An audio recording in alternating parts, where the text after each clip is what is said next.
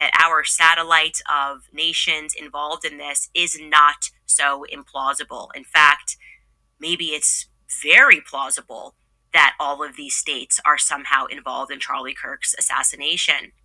So here's what happened after we went off air. I received a tip, actually from overseas, which has positively blown my mind. And it's blown my mind in a lot of ways, particularly because I had this intuition in terms of the things that I was researching and that were coming up, and we're looking into Utah and all of these things, that there was this chance that trafficking, like global trafficking, is could be involved here. Like that, this could be maybe somehow Charlie was being asked to be brought in. He built an organization that has a presence, I think, in all 50 states, actually in all 50 states, and that presents a certain opportunity, like for potentially trafficking. Now, the tip that we received was that we were very much on the right track, and that there was another Pierre that we should be looking into, right? And what I'm going to say is, despite this tip and indicating that Turning Point, people that work with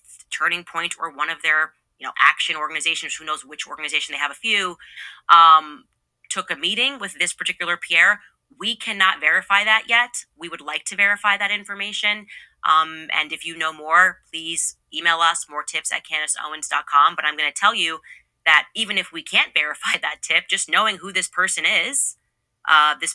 who lives in Scottsdale, Arizona, and is a billionaire, and that is where Turning Point USA is based, knowing this person's background is incredibly compelling, okay? This individual that they mentioned that we should take a look into or learn more about, his name is Pierre Falcone. Now, I had never heard of this individual, and I'm going to say allegedly again regarding the Turning Point USA connection, but his past is not allegedly, okay? He was involved in a scandal that almost brought down the French government. And it involved, here we go, Africa, Angola in particular, Israel, France, and the United States. Arms trafficking, okay? Weapons that were being trafficked into Africa. And this scandal came to be known as Angola Gate. And I'm going to do my best here to summarize it for you so that you get the gist of this. In short, the scandal happened during the civil war in Angola. So you have an African country, there is a civil war. You should just know instinctively that none of these civil wars are organic. No civil war ever was organic. Not even our civil war was organic. It's a bunch of Freemason lodges, deep state government involvement, and you can bet your money that the deep state is always involved when stuff is going on in Africa. Civilized countries are always involved in sponsoring civilizations being brought down. Anyways, it gets discovered during the course of French elections, and this is dating back to 1999, that the French government is actually involved in trafficking weapons, military grade weapons, to Angola to facilitate this war. And they did this through an illicit network of countries. The public learns this, and it turns out that France is involved, Russia is involved, Slovakia is involved. They're using this company, which is known as Branco International, to sell these arms to the Angolan president. Now, Branco International is run by this guy. His name is Arkady Gaidamak. Of course, he is Israeli, initially born in Russia, and then right when Israel becomes a nation, he moves there. He's also, of course, the president of the Congress of Jewish Religious Communities, so you can't question anything he does. It's anti-Semitic. And his partner is Pierre Falcone. Pierre Falcone is born in Algeria. He moves to France after the Algerian Civil War.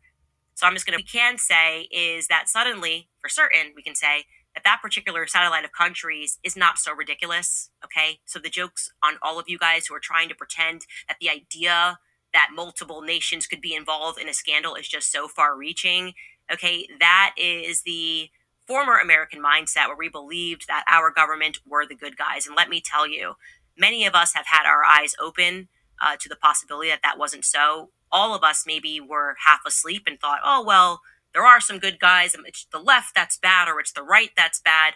The day that Charlie Kirk got publicly executed in front of the world and our government was just behaving in ways that indicated that they wanted to cover this up, that they were not interested in getting to the bottom of this, everybody woke up. Everybody is awake in the whole world right now that there is something much more far reaching and nefarious that is going on. And trafficking is definitively, to me, a plausibility, because I believe that if you are an entrepreneur and you become successful in this country, meritocracy we do not live in. No, I believe Tucker Carlson was right when he called that out on stage and started asking about how these people become billionaires. I believe that you, when you get to a certain level, have to decide whether you are going to join the gang, okay? Whether you're going to join the gang of global governance, the gang that can snap its fingers and start a civil war in Africa. And if you have the nerve to say no to joining that gang and giving them access to whatever it is that you have created, you're a dead man walking. That's my perspective today. You see, she had mentioned when it comes to Charlie Kirk, she mentioned that the United States, the government, France, and also Israel has something to do with his assassination. And then she was saying that one of the reasons she alluded to was just asking questions or however you want to say it, as far as Israel having something to do, or Benjamin Netanyahu having something to do with Charlie Kirk not being here because he was pulling away from Israel, from supporting Israel. Now you hear the latest that she's saying that someone may have allegedly, just questioning, just wanting to know, may have approached Charlie as far as pulling him into being a trafficker, a gun runner. This is a never-ending saga when it comes to Candace Owens and what happened to Charlie Kirk. It's like she's pulling everybody in. She's coming with different angles, different reasonings as far as what happened with Charlie Kirk. So now she's trying to say all these countries, 4 countries came together, with trafficking guns and what they did in Africa and different things like this. A lot of people really, really, really don't see what's going on. A lot of people really, really, really don't understand what she's doing and her motive. She's bringing down TPUSA, and then she also is putting fear out there when it comes to the government. You shouldn't trust the government. Don't trust the government. And it's like, oh, now since Charlie Kirk got assassinated, everybody see you can't trust the government. 56 years old. I was born in a time where there was no internet. There was no YouTube, none of that, just no internet. So if you did not, whatever you learned in school, you learned on TV, different things like that. And you also learned by reading. And one of the type of books that my mom would buy was encyclopedias, volumes A through Z. And that's how you learn as far as what went on in the past when it came to this country. I am a United States citizen. I am descendants of slaves. I love this country. The United States of America is my country, and I love this country. I 100% without a doubt know that this is not a perfect country, but just knowing overall the things that the government have done in the past when it came to its own citizens. This is not a perfect country. There is no country that is perfect. Do that mean I agree with the things they did, have done, or are still doing? Absolutely not. But at the same time, you can't be so naive that you don't know what's going on in your own country when the information is out there. Let me share a video with you. As the Vietnam War reached a crossroads, the U.S. Army had important decisions to make if they wanted to tip the scale back to their side. All options were on the table, both conventional and unconventional. And among the most unusual plots was Operation Popeye, launched in an attempt to weaken the Ho Chi Minh Trail, the Viet Cong's most vital mechanism and supply flow tool. To accomplish this, the U.S. would turn the weather into a weapon of war. Operation Popeye utilized cloud seeding technology, a type of weather modification that artificially creates rain or snow. With it, the U.S. military extended at least 5 monsoon seasons, causing detrimental effects to the unknowing Vietnamese citizens and soldiers. The mission spanned. That was a Popeye experiment that the government was doing, and that was back in between 1967 and 1972. They was doing that then, experimenting with the weather. Then the Tuskegee experiment that happened against their own black soldiers. Then we have the during World War II, they experimented with thousands of their own military soldiers with mustard gas and other chemicals just to see how they would work. So they have a history of doing experiments on their own people. That's why you do whatever you want to do. I'm not saying you should or you shouldn't. You do whatever you want to do. But that's why I never had a flu vaccine. And that is why I was dead against taking a COVID vaccine, because of past things that the government has done as far as to their own people. When it comes to businesses, I understand how businesses do their people dirty. One of the examples I gave in a video I did before, when it comes to the people that was staying on the mountain, the coal miners, the white coal miners, they would be working for a company. A company would come in, dig holes for the coal. Then they also set up housing. When the coal miners came, they moved their family in the housing that was owned by the company. And then when they made their money, now they had to pay rent back to the company. So the money they just got from the company, they had to give it back to the company. Then when it came to getting their food, guess who also built a store up on the mountains where the coal mine was?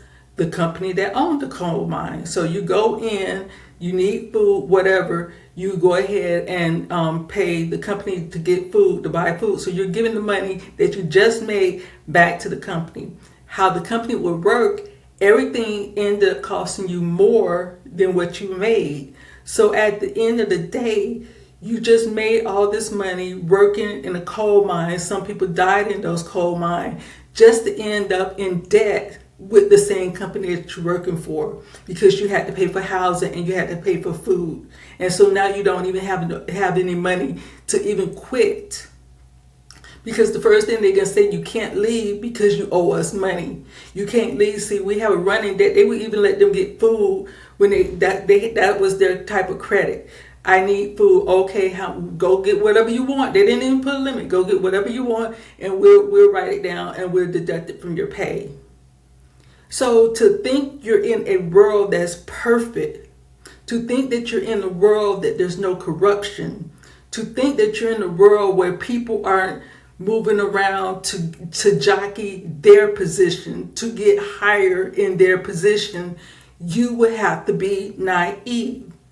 That's why as a Christian, I keep saying, stay focused on Jesus. Keep looking at Jesus. Read your Bible for yourself, because everything is in the Bible. And if you stay focused on Jesus and you stay on that narrow road, regardless of what's going on in this world, you have your Father to rely on. So what Candace is saying to people is that if you are a person and you are trying to do right, just like Charlie Kirk was doing, as far as when it comes to politics, someone's going to come along and say, hey, I want to be part of what you're doing. If you say no to them, that can cost you your life. That's fear mongering, because they don't want people to rise to a certain status. You have to understand you cannot control what goes on in this world. But if you're dependent on God and you're God focused, He will open doors that no man can close. He will close doors that no man can open. Whatever position God wants you in, hell itself cannot stop you from getting there. You can have 1 million men out to kill you. If God don't want you to die, you're not going to die until He decides when you're going to die. Your life is in God's hand. So you can't be afraid to speak out because of what may or may not happen to you. You have to think about God put His angels in charge of you. You got the best security guards around you. These are angels that can and will defeat Satan and have defeated him. You know, that is who your Father is.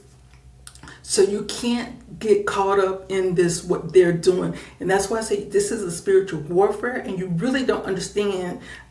It's like it's hard for me to show you or tell you, because you really don't understand what's really going on. Like I said, she's a narcissist, and this is a spiritual warfare above any and everything. So what I'm saying about her, it falls back to what I was saying about Tucker Carlson, when he was saying you can't fight evil, you have to laugh at evil, but God tells us to hate evil. He was saying you can't be truthful about everything, you have to lie about some things. You don't understand that's manipulation that he's speaking, just as well as that's manipulation that Candace is speaking. It's like you have to understand and see what's going on. We live in a world that is controlled by Satan. God is allowing him to have temporary control of this world. This is not our home. Heaven is our home. We are soldiers on this planet, and our job as soldiers is to recruit as many of the soldiers as we can, so they can get from the wide road to the narrow road. So when they die, we can have more brothers and sisters in Christ going to heaven. There's a lot of things that's going on in my life. There's a lot of things that I'm dealing with on a mental level. But I try to come on here and do my part, because I love my Christian brothers and sisters, and I don't want them to fall and fail and end up in a place they don't want to be for eternity. And so it's like, I have absolutely no hate for Candace. I have absolutely no malice for Candace, but I do see and understand what she's doing. It's hard for me to explain, like I said, but I can see it. I can hear it. She's manipulating people, and it's a lot of people following behind her. They are trying to control you emotionally, as far as when it comes to the government of the United States, because they want you to move in the direction they want you to move in when it comes to the government of the United States. That's why Tucker Carlson is buying real estate in Qatar. He's talking about buying real estate in Qatar. If you listen to, I will link that video that I did about him, and you listen to what he's saying as far as, oh, this is how you deal with evil. You have to be friends with evil. No, you don't. If you're a Christian, listen to what your father said. What did your father say about evil? That's what you're supposed to do when it comes to evil. That's the direction you're supposed to go in with evil. And just like I said before with Candace, when you push her and say, no, tell me exactly what you mean. Show me the information you have. Talk about facts, not just your feelings. Talk about facts. She will back off. That's why now she's moving in a different direction by saying it was arms trafficking. She done came up with the whole nother thing. Arms. Let me give you a movie to watch. It's a movie called War Dogs. And it's based on a true story about these two 20-year-old men who end up being gun traffickers. They ended up making a lot of money trafficking guns. Watch that movie. In the Bible, it says there's nothing new under the sun. So Candace speaking like, oh, this is something new. No, this is a new time. This is a new generation. But the actions, they're not new. The behavior, they're not new. The motives, they're not new. There is absolutely nothing new under the sun. As always, keep Jesus first.